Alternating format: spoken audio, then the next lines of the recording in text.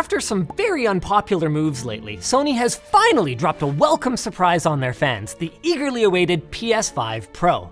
And while most of what they covered was fairly predictable, we've seen this one before, there was one big surprise. Too bad it was a bad one. The $700 price.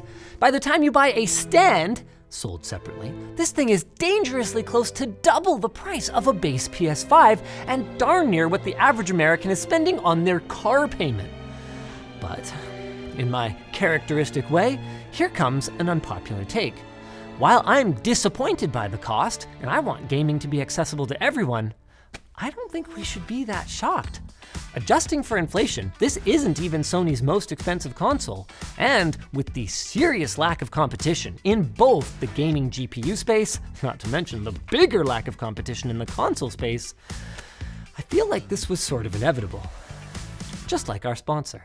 Ridge, their massive Hennessy sweepstakes is now live, and you can win a Hennessy Velociraptor, a gold-plated Cybertruck, or $100,000 cash. All you need to do is use our link to get a free entry and get one bonus entry with every dollar you spend.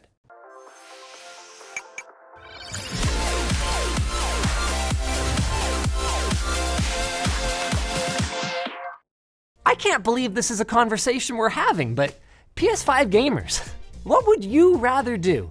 Spend $700 on a new single-purpose closed ecosystem box that requires a subscription to connect online with a frankly pretty short list of true exclusives, or upgrade your PC with the excellent Radeon 7900 XT. That's right, those are the same price. And even if you don't have a PC, how about a killer second-hand machine with a brand new 7800 XT? It's the same $700 price. What is going on here? Consoles used to absolutely slam PCs when it comes to gaming value, and what's really funny here is they still do. This is something we explored very recently in our PS5 killer video, where we did kinda kill it, but only by cutting some pretty big corners. So then, Sony, in order to justify the PS5 Pro, you better have something seriously impressive under the hood. Let's take a look. The TLDR of the presentation is what Sony broke down into the big three. And number one is more raw graphics rendering power. They have dramatically increased the number of compute units, or CUs, from 36 to 60. That levels up the GPU from about equivalent to a 5-year-old card to being on par with something modern, with Sony promising a 45% uplift. But bigger GPU doesn't tell the whole story here, because number two is 2 to 3 times better ray tracing performance, and that's the one that's most interesting to me personally. Back when Sony was designing the PS5, AMD was realistically generations behind Nvidia when it came to real-time ray traced lighting. And while they haven't closed the gap yet, at least on their GPUs, Sony disclosed that the PS5 Pro will use a ray tracing engine that AMD has not yet shown us in their own GPU lineup. So these two things alone could be a pretty strong 1-2 punch to drive 4K frame rates up to 60 FPS while simultaneously improving visual fidelity. And we're not done yet. Number 3 is a new machine learning upscaling technology they're calling PlayStation Spectral Super Resolution. Based on the name, it's safe to say that we're looking at something similar to NVIDIA's DLSS, which allows a game to be rendered at a lower resolution, then upscaled using a model that was trained on higher resolution renders. I can actually imagine this working really well on the PS5 Pro, thanks to the predictable hardware platform, not to mention the relatively smaller number of games to train it on. But of course, that's all speculation on my part, since Sony was very light on the details. Which was kind of a theme of the whole presentation.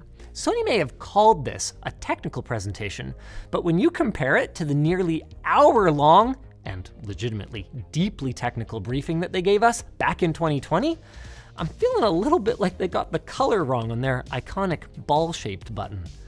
For starters, it was less than 10 minutes long, and that included the parts where Mark Cerny was narrating over gameplay footage of remarkably older titles. I mean, in fairness, I guess it is a pretty simple sales pitch, that PS5 Pro owners will no longer need to choose between the fidelity of a high-resolution mode or the smoothness of a performance mode, with the juice to give you the best of both worlds at once. Or at least, like both worlds. With graphics showing something like what? Fidelity levels of detail? To be clear, I respect that Sony is setting very realistic expectations. Like the PS4 Pro, this is not a new generation product. It's a mid-life cycle upgrade. And based on the now substantiated leaks from earlier this year, it looks like it's almost entirely focused on the GPU. Both the CPU and the SSD look to be nearly identical in terms of performance to the base model. All of which makes a lot of sense. I mean, it'd be pretty dumb to push a big architectural change that might cause compatibility issues. But as a technophile, it also just felt like a bit of a letdown to spend the first 10% of the presentation going through the 6 key features of the original PS5 if you're gonna ultimately leave 2/3 of them untouched, and the 2 that you did upgrade are pretty much the same thing. Speaking of letdowns, no one buys PlayStations for the hardware, guys. So what are they doing showing off a new console without any new games? I think a lot of the online anger would have been mitigated if this presentation was punctuated with some gameplay of a new, visually enticing title that isn't gonna be recalled 2 weeks later. I mean, we've jokingly referred to the PS5 as the PS4 More Pro because some of the best PS5 experiences are just PS4 games running at higher frame rates. And so, I guess with no new games to speak of, we're stuck calling the PS5 Pro the PS4 More Proer? All of which is fine, I guess, if it wasn't for that big sticking point, the price. But again, I think it's an expectation problem. The PS4 Pro, when it launched, was $400, just $100 more than its contemporary slim model, and by the way, equal to the regular PS4's launch price. When Sony did that, they set an expectation that the console will go down in price and the Pro will slot in to replace it. An expectation that's no longer realistic. The PS5 has grown up in a very different economic reality than its predecessors, and the cold hard truth is that while Sony's hardware costs have fallen, electronics manufacturing doesn't get cheaper nearly the way that it used to. Combine that with some other recent business challenges, and Sony might just not be in the mood to take big losses on hardware with the assumption they're gonna make it up in the near future on games. So, with that in mind, it looks to me like they're just keeping the margin structure pretty much flat and giving us about $250 worth of bigger SSD and GPU for about $250. So what do you want? Well, more competition probably. I mean, if Microsoft was bringing their A game, or the Switch 2 existed, Sony might be willing to get more aggressive. But as it is now, they have not only not bothered to drop pricing on the original PS5, they've actually increased pricing in some regions. And with Sony leading the market, I don't see that changing anytime soon. So, what's the good news? Well, if you watched the side-by-side footage and you couldn't tell the difference, you're not alone. And that's kind of good news. If the visual upgrades don't mean that much to you, you can just save $250 and still buy the base model.